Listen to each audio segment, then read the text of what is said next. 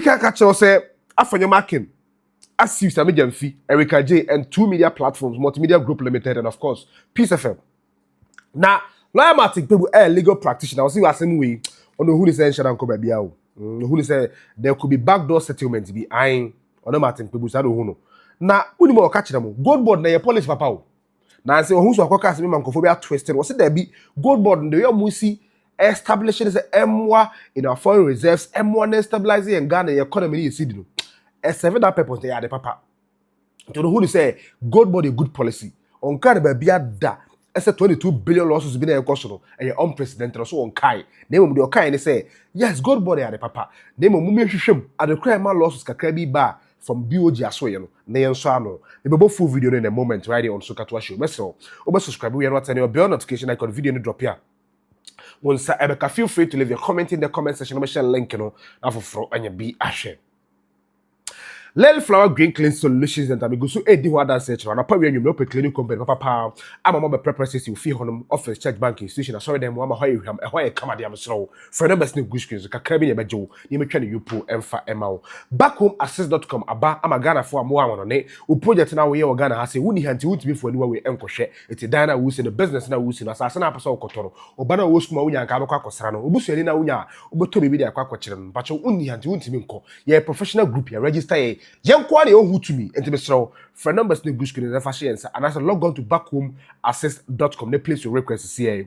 Yabako, you could try pictures amount, your videos, and somehow report into Dino, Otia Bruce, as Ubu womb, maybe a drew, I will Ghana ham say. Sa answer assassino, Ubu said Dansumu, and I said the Kwahu, the Wood, you come on to pay at the actual or trendy, log on to backhomeassist.com, the place you request.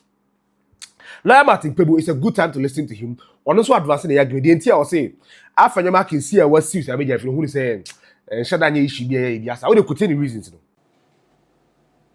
Oh, to be frank with you, knowing Ghana, I don't so in other words, I expect that there will be a sort of political settlement sometime in the future, then everything will come to rest. Yes, so in other words, I don't expect the case to go to full trial for one person to be declared victorious and the other person declared vanquished. No.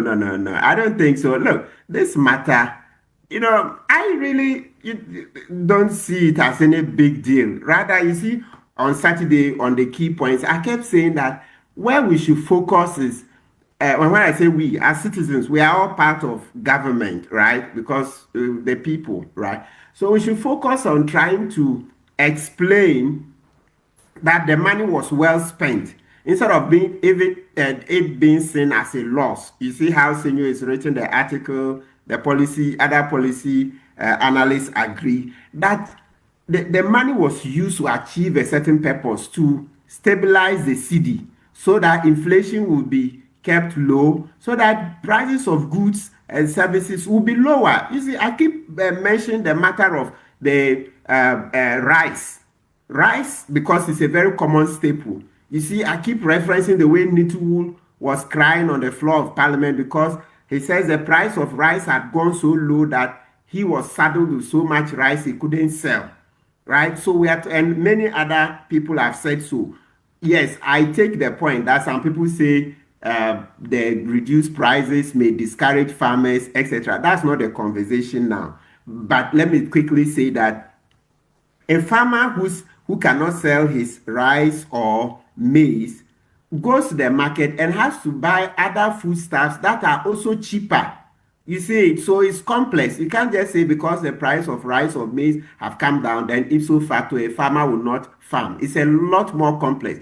Of course, I know they say there's going to be investigations. By all means, when the investigations come, you are likely to see a few things that are untoward. But that's politics. Let's leave that one. We'll cross that bridge when we get there. So, for me, coming back to where this personal banter between Sammy Gyamfi and Afenyo-Markin have degenerated, I thought that there was no need at all for it. You see, I always say that, you see, the one in the saddle, Sammy Gyamfi being in the saddle, will be the one say, oh, I would have expected you to say, oh, no, forget about what Afenyo-Markin is saying. I don't take it serious. I'm focused on the job. And then we will focus, the money was used for XYZ. That's the point I've been making. We don't gain much when the public office holder also comes to answer back, then it degenerates like. So to be honest with you, I see that there will be a settlement down the line. Settlement, because it's not serving Ghana any use to continue this litigation in court, etc. It will bring both persons, both of them and their political parties, a lot of backlash, a lot of erosion of goodwill. It's not worth it. They just have to stop that fight somewhere. Yes. Well, I see. You say it's not worth it, but now the latest development is that Afenyo-Markin is in court. You talk about a settlement. I want to find out exactly what kind of settlement that will be, but this is it. He is asking for a number of things, including the 50 million Ghana cedis. This is the general reliefs that he's seeking. I'm going to put it on the screen right now. Aggravated exemplary damages for libel, full unconditional public retraction and apology to run with equal prominence on Joy News and social platforms. 3, perpetual injunction against repeating the statements. 4, 15 million Ghana cedis in cost and compensation.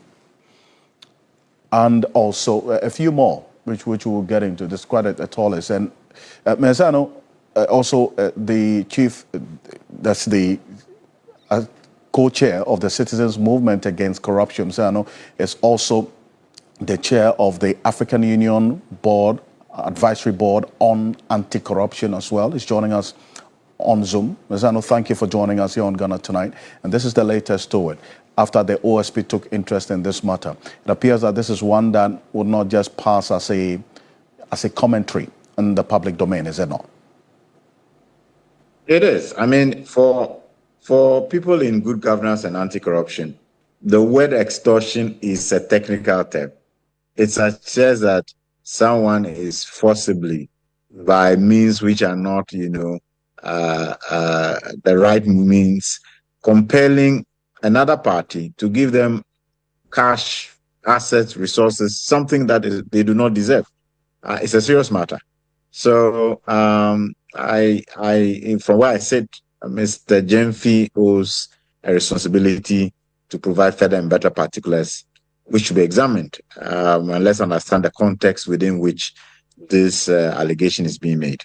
Well, Martin Kpebu talks about it also being an issue that really he didn't see so much of a big matter in, and the fact that if the two individuals pursued it, it could hurt them and their political parties in other ways. You just heard him there.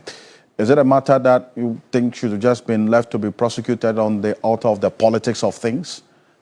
Or with what we are seeing now, it being in court, because Afenyo-Markin was dead, he was called upon to prove himself that if it is indeed not the case that he is not an extortionist, he should take this action? No. It's not about the political talk or the political parties taking positions on the matter. It should be evidence-based. So what exactly are we talking about? Is there evidence to show that there was an attempt to influence someone forcibly to give something? All of that needs to be examined. So it's not about the politics. At the end of the day, it's the evidence that's available for all of us to take a look at, analyze it, and draw a conclusion. I see. And Lawyer Martin Kpebu, I mean, before Afenyo-Markin announced this decision for him to go to court, the special prosecutor had indicated that, as I read in the statement, they are assessing these allegations to determine whether or not they have the mandate to look into or to investigate these allegations of extortion. But it's quite clear, is it not, that the act that establishes the special prosecutor's office, that they have the mandate to look into this, isn't it? Yes. So when you talk about extortion, right? Yes, because as part of the mandate of the OSP, you look at section 78, 79, yes. So section 151 is part of it. extortion. You see, extortion. And when you go to the, so when I say section 151, the section 151 is referring to the Act 29. That's the Criminal Offences Act. And if briefly, I may just refer to what it means. Section 151 says, a person who extorts property from any other person by means of threat commits a second-degree felony.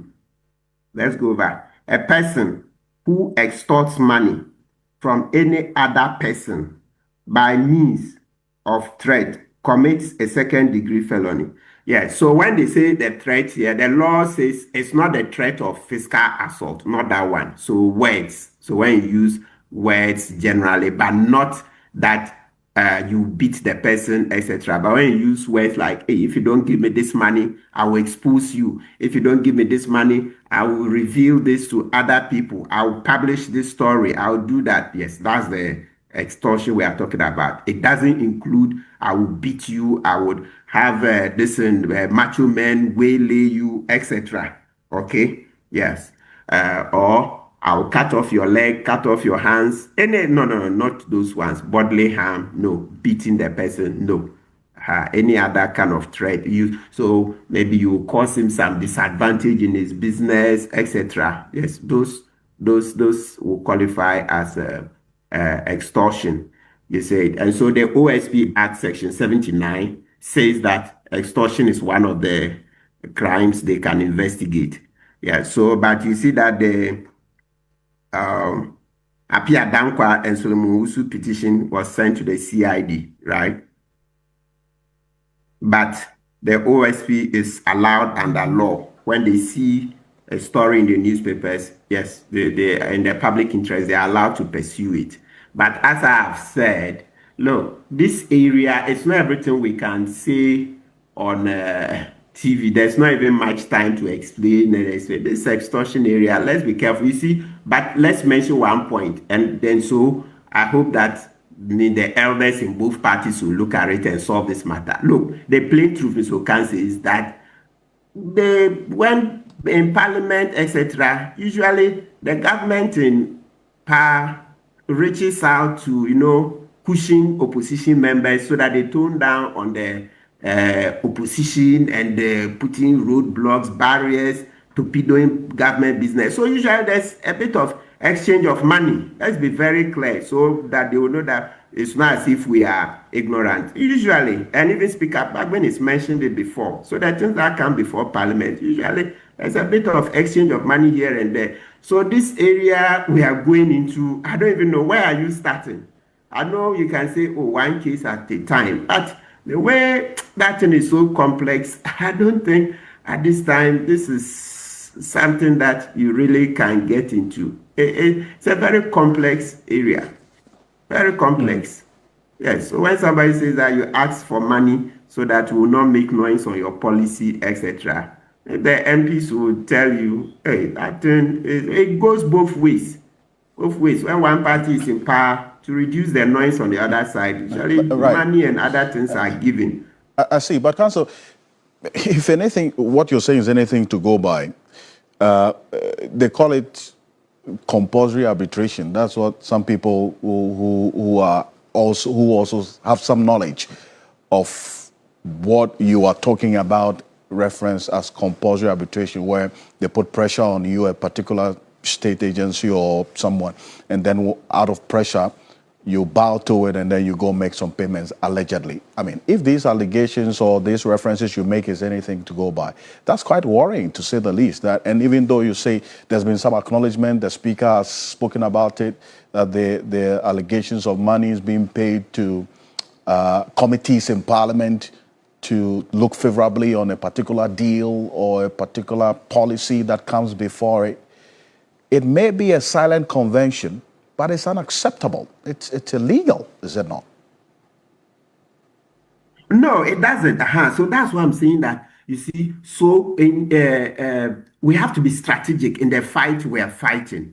We have to be strategic. You see, in the fight against corruption, etc. We have the bigger issues.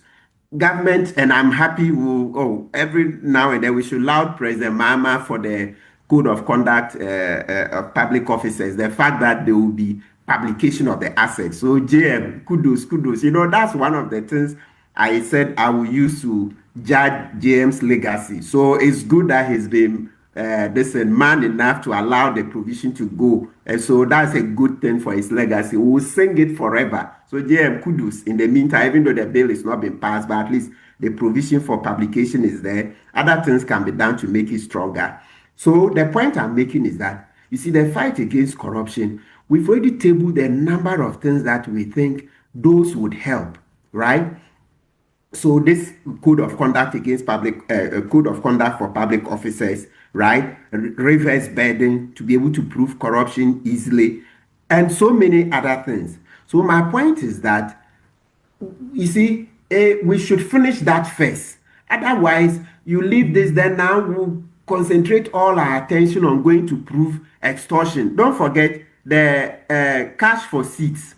When Parliament attempted to investigate it, you see how eventually it just didn't go anywhere. So when I say that both ways, there are usually exchanges of money. We've heard these stories for decades. It's not just one or two stories. So with experience, you know certain things you can investigate and others you can't.